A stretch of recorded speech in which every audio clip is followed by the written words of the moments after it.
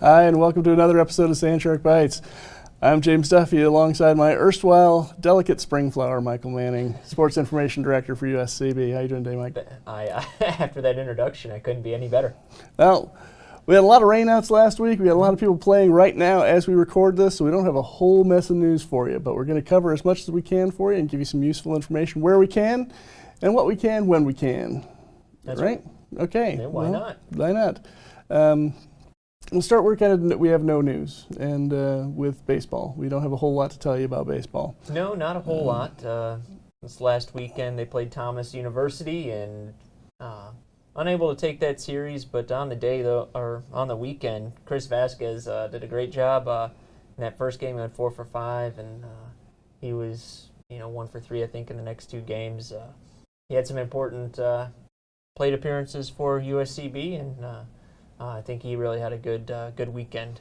And that's kind of what we've been seeing with this year's Sandsharks. We're getting these really great weekends out of certain players, but we're not getting them all put together at the same time. It's been a rough year for the baseball Sandsharks, and particularly rough this past weekend for Cole Hamilton. Yeah, it was particularly rough. He was hit 5 times in 3 games at the plate, so his on-base percentage went up. Not taking 1 for the team, but taking 5 for the team. Yeah, poor guy. The ice bath. I hope he was treated well. Yeah, it's not a good. Dusty Baker held that record in the major leagues for a long time, but. I don't know where that stands today, but 5 in a game for us is probably something worth keeping in the record books. So hopefully, Cole, you're doing all right. Yeah. It was a rough weekend for you. Yeah, take an extra nap. But yeah, the losing record has dropped them all the way to the cellar of the Sun Conference right now. Still got 18 games left to play, They do. But we are still on the outside looking in. And with that, though. They do, and their next opportunity in Sun Conference play is going to be Ave Maria in a couple weeks. This coming weekend, though, you see St. Joseph's College out of Vermont. They're going to be in town for 4 games, Friday and Saturday. Love getting some Vermonters coming down here. It's probably still terribly cold up there for them, and they're going to really enjoy themselves here in the Low Country. Moving to the southeast corner of Richard Gray Park there. It is the southeast corner, yes. The well softballers, done. Thank you. Softballers have been doing their share of damage. They actually were out of town for the weekend, and they played Coastal Georgia. They did. They went down to Brunswick and were able to get 2 games back from Coastal Georgia. They dropped 2 to the Mariners when they were here a couple weeks back, and so a little bit of revenge for them. It was good for the girls to get that. There was a 3-0 win and a 4-0 win for them down there. And that moves them up in the Sun Conference to a 6-4 record, tied for second place with Southeastern and Weber, right? Yeah. So a 3-way tie for second. We like that. That looks like they're going to have a pretty good shot there in the conference championship. They will. They're playing well. Girls are pretty confident, and one person in particular doing pretty well around the base paths when she gets in there. So Rachel Frankhauser. Rachel Frankhauser looking to set a record. She is. Stolen bases. She is. She's getting ever closer to the 20 in a season mark. And still plenty of games left to play. Oh, yeah. We got tons of opportunities, and with her speed, I don't see that she can't do that. And when she breaks that record, she'll be listed as a player of the week here on Sandshark Bites, but not today. So moving on, we got both golf teams are on the road. The women's golf is up at App State in Boone, North Carolina. They're up there. Perhaps seeing our friend from the English department here, Dr. Carl Eby, who has moved up to the English department in Boone a few years ago. And men are where? They're up in North Carolina as well. Mount Olive. Mount Olive, and there you go. And both golf teams doing really well on the year. The women sitting at number 4 in the NAI coaches top 25 poll. Men sitting at number 5. Pretty impressive stuff from both of those coaches and their teams. And we're really seeing that women's team sharing the wealth, right? When somebody needs to step up, they're sharing it all over the place. And Newport La Parashka still a perennial leader on the men's side, but I like seeing other guys' names coming up on that leaderboard as well. Bobby Dunphy, Will Knipe. Keith Murphy's Keith Murphy contributed really well this year, and it's really been a golf's really individual, yet they do have that team aspect, and when someone's struggling, someone else seems to step up, like you said. And women ranked 4th overall, men ranked 5th in last week's poll, so we're real pleased with how they're looking, and we'll give you the reports on both those away tournaments next time. That's right. Here on Sandshark Bites. And moving on to the people who we've got news about. Yes. Yeah, they had a busy week. They did. Track and field had 2 meets last week. They had one in Savannah and one down in Florida. Yeah, it was almost 3 or 4 straight days of competing, running and jumping and throwing. Yeah, very, very impressive that some of these athletes can compete at that level for that many days in a row. I'm not sure I could complete one race at the amount of energy they expend. But last Wednesday they were down in Savannah State University, the Tiger Twilight. The mid-afternoon Tiger Twilight. It wasn't real. It's twilight in December at 5 o'clock, True. but not after daylight saving. Maybe that's when they did the schedule. That's right. But it was a fun event down there, and saw some pretty cool things happen. A couple of school records broken. Over at the hammer throw. That was pretty impressive. Lexus Saunders broke the school mark there. With 38.16 meters. Yeah. That's far. Yes. That's half the length of a football field. Yeah, almost. and as I was standing down there watching these, I'm like, wow. I mean, for the guys, I know the weight is 16 pounds, and just to swing that thing and get it as far as these kids do, it's pretty impressive. And then we had pole vaulting as well for the women's side, and we're coming right back. And pole vaulting on the women's side, that Elena Richardson vaulted 3.35 meters. She for a did. new record. It was it's great. She had set the school mark back at May River High School at the Sandshark Invitational, where she set the mark at 3.3. And she said, well, I might as well do better. And, might as well. As long as I'm here. I'm as long as we jumping, got I'm putting the pole, effort right? in, so I'm going to go 3.35, and she did that, and I was standing there watching, and the scream, she was so excited for what happened, and we're really excited because I had an opportunity to catch up with her after that, and you'll see that in a little bit here.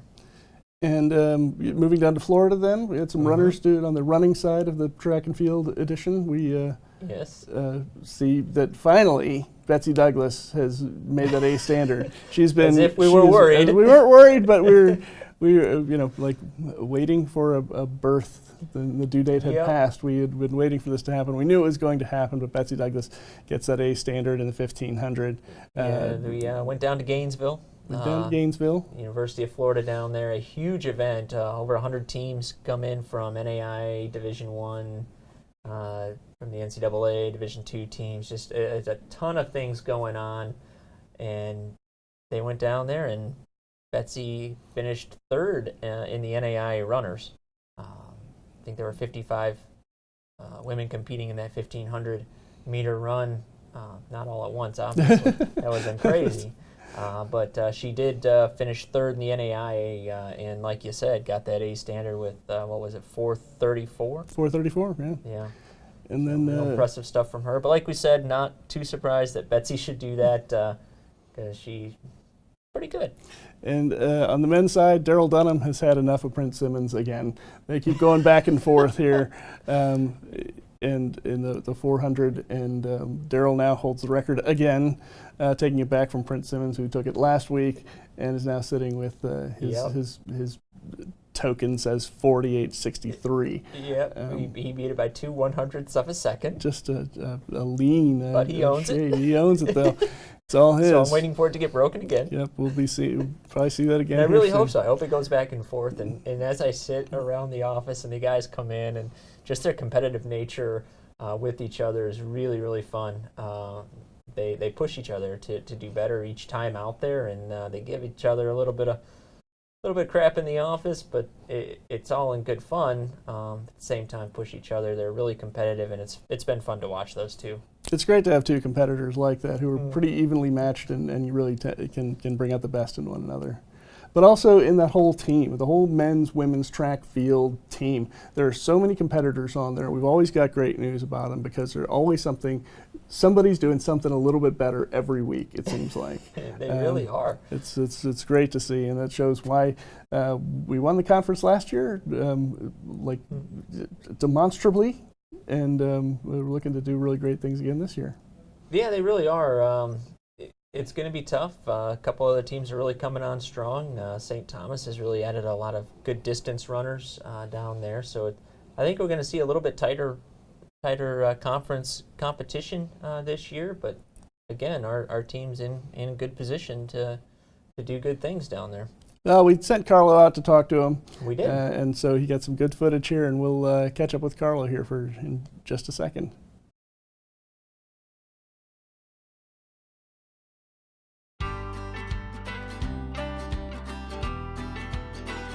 We're here at Savannah State for the Twilight Meet, and we're doing pretty well at this windy weather.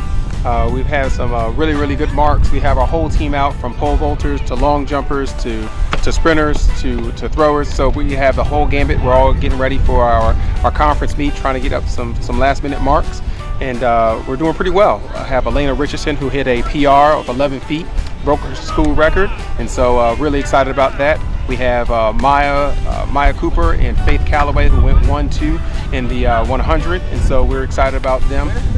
And these weather conditions, it's pretty windy. They're running into negative headwinds, but they're still running pretty fast time. Our Carter Freeman got a wonderful PR in the triple jump, and so we're extremely excited about that, and he's qualified for our conference meet. So we have a conference meet coming up in about 3 weeks, so we are very excited about it. Well, it's confidence, Just got to be confident, just go with it, just swing upside down and go for it. I want to be a 13-foot vaulter, but that's a little too much for right now, so I'm looking forward to 12.6. I want to go to nationals, definitely. I had a huge PR of like a whole meter. I ended up jumping 12.58, and I really worked on extending my phases, especially my second phase, and that's how it came out. Being here at Savannah State, I feel like it's a great experience for us to kind of see these bigger schools, these D2, D1 schools. It gives us more chance to kind of open exposure to these faster people, these more aggressive, not kind of running against our conference, or running at more NAIA schools. Our team has most definitely been improving throughout the season. We have lowered our times. We're getting ready for our Florida relays, where I feel like we will have great weather and we'll be able to hit some personal bests and hit some national qualifying standards, national qualifying marks. So I think we're gearing up at the right time. We're going to hit the fast times when it counts, and that's at our conference meet and at the nationals come May. With us going to Florida relays, seeing even bigger like D1 schools like USC, Duke, Virginia Tech, Clemson, all these, and seeing some pros even at it, it's able for us to see like this is what our future could look like at conference when we run against faster people that we haven't seen this year, like Kaiser, Southern Western, and whatnot. But for us to go into nationals with this already hitting some of these standards early in the season, I think it's a good note, especially for conference too, with us having to be repeat champions. I know the guys' side were a little struggled, they were a little short-handed, but the women's side, they're pushing on pretty strong. To finish up strong, I think that we need to just stay consistent, trust the process, that our kids are going to be peaking at the right time. I think that if we get the good weather that we want, that we will hit some fast times at upcoming Columbia meet, at Florida relays. And then we just need to, once again, just hit some qualifying standards and be ready to compete come May at Gulf Shores, Alabama. And we go ahead and push for our national championship. At the University of South Carolina, Beaufort, we offer small classes, individual attention, and an affordable education in an atmosphere that fosters diversity and achievement. We are students. We field 9 Sandshark sports teams that compete in the Sun Conference. We are athletes. We are one university with 2 campuses serving the coastal areas of South Carolina and Georgia. We are the Low Country. We are the fastest growing 4-year school in the University of South Carolina system. We are USCB.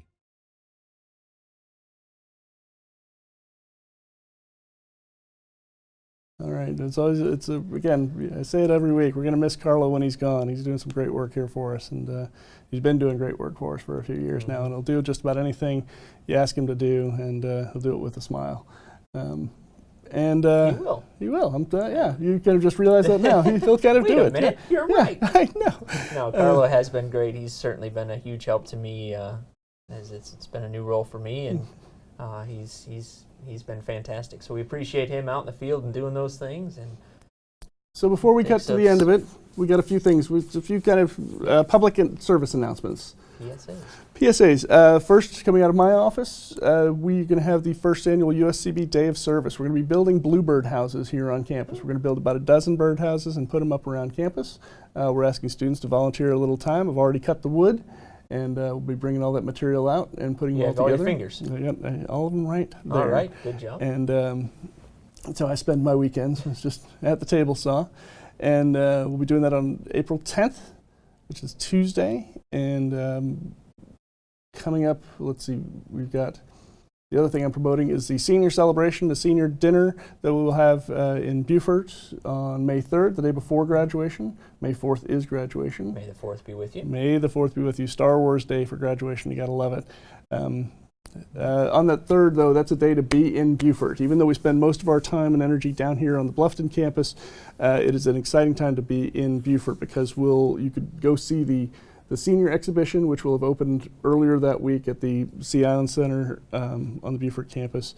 We'll have the nursing pinning ceremony, which is the kind of graduation for nurses in a way. We have the academic awards, which a single student from each department will be recognized as the premier student of that department. And then we'll have the senior celebration after that. So it's a big day in Beaufort on May 3rd. Busy day for you. It's a long day for me on May the 3rd. And then May the 4th is graduation. Drink plenty of water. Go ahead and buy bottled water now for graduation because it's going to be hot. It's going to be a long day, but it's going to be something worth seeing. And I think Finnegan will also be out at commencement afterward to grab some photos. That's great. And but we also have before that, a week or so before that, April 23rd is the annual awards banquet for USCB Athletics.